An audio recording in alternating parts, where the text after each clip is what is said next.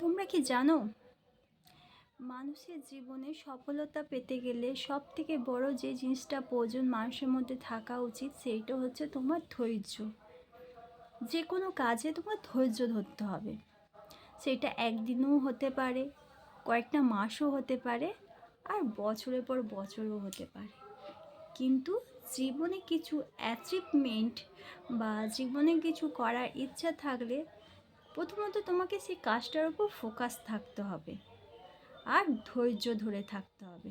দেখবে ঠিক সেই কাজটার প্রতি তুমি সফলতা অর্জন করবে।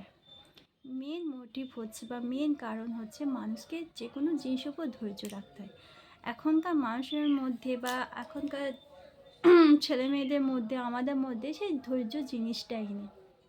হচ্ছে না করবো না, ছেড়ে দিলাম, কিন্তু না, একদমই না। ধৈর্য ধরে যদি তুমি করতে থাকো, একদিন ঠিক সফলতা পাবে।